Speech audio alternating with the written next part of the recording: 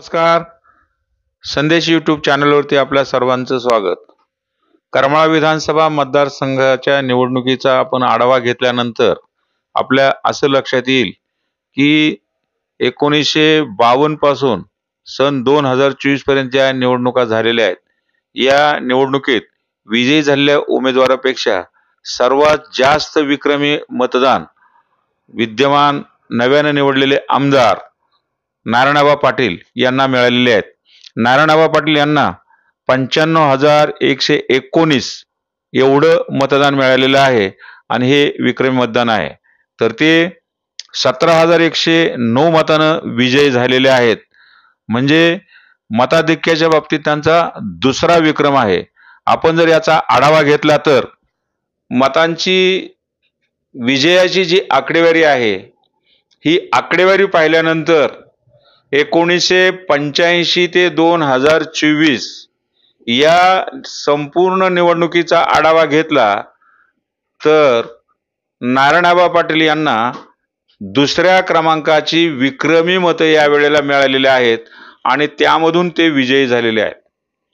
आपण जर आतापर्यंत पाहिलं तर 2009 ही जी निवडणूक आहे की या 2009च्या निवडणुकीच्या वेळी करमाळा मतदारसंघामध्ये माढा तालुक्यातील 36 गावं समाविष्ट करण्यात आली आणि या 36 गावातील जे काही प्रतिनिधी होते, म्हणजे विशेषतः शिंदे बंधू माजी आमदार बबनराव शिंदे आणि आपल्या करमाळ्याचे मावळते आमदार संजय मामा शिंदे, या दोघा बंधूंनी दिगामामा म्हणजे माजी मंत्री दिगंबरराव बागल यांच्या निधनानंतर जी निवडणूक होत होती, त्या निवडणुकीच्या वेळी आपला उमेदवार न उभा करता, कोणाला पाठबळ न देता त्यांनी त्या तत्कालीन राष्ट्रवादीच्या उमेदवार श्यामलताई बागल यांना पाठबळ दिलं होतं आणि सन 2009च्या निवडणुकीमध्ये श्यामलताई बागल या 27,817 मतांनी विजयी झाल्या होत्या.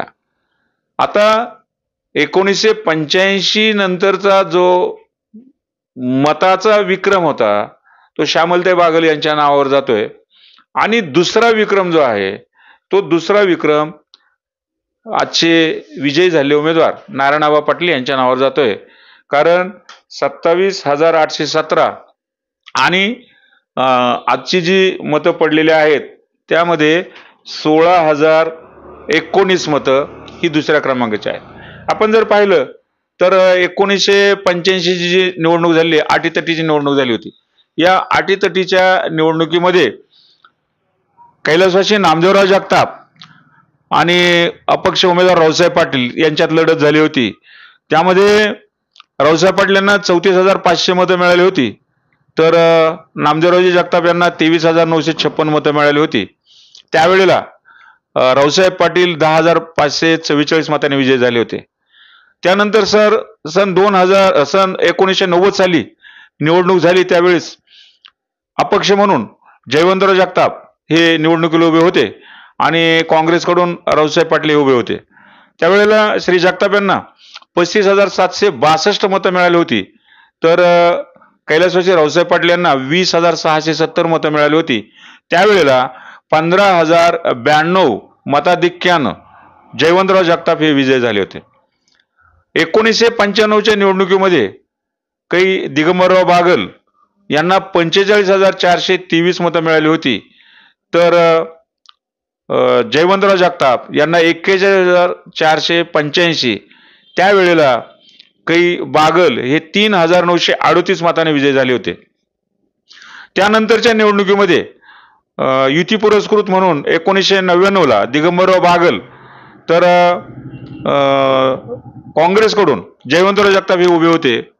त्यावेळेला काही बागल यांना 43,787, तर जगताप यांना 43,106, म्हणजे 681 मतानं त्यावेळेला दिगंबरराव बागल हे विजयी झाले होते. त्याच्यानंतर सन 2004च्या निवडणुकीमध्ये जयवंतराव जगताप आणि काही दिगंबरराव बागल यांच्यातच लढत झाली होती. त्यावेळेला जगताप यांनी शिवसेनेकडून निवडणूक लढवली होती आणि त्यांना 62,692, तर राष्ट्रवादी काँग्रेसकडून उभे असलेले दिगंबरराव बागल यांना 59,052 मतं मिळाली होती. त्यावेळेला श्री जगताप 36 ते 40 मतांनी विजय झाले होते.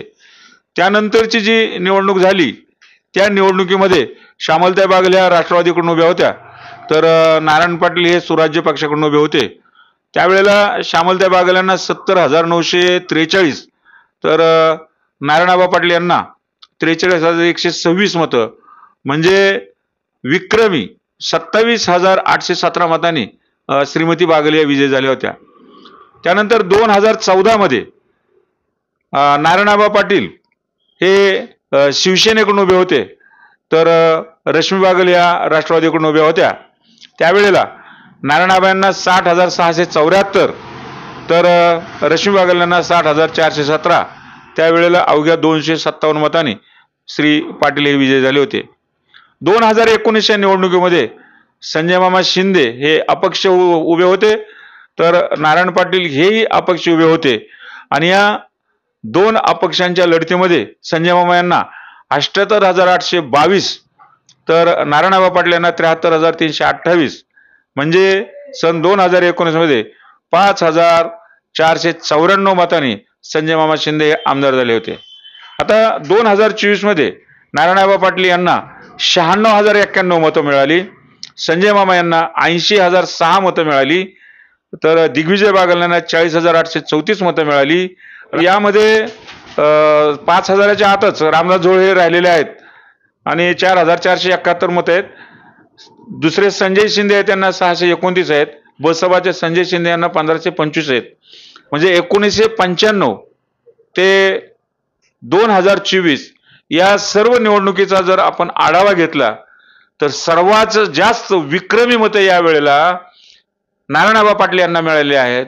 तर मताधिक्याचा विचार केला तर दुसऱ्या क्रमांकाचं विक्रम नारायणआबांनी यावेळी मिळवलेलं आहे आणि हे यश निश्चितच लक्षात राहण्यासारखं आहे.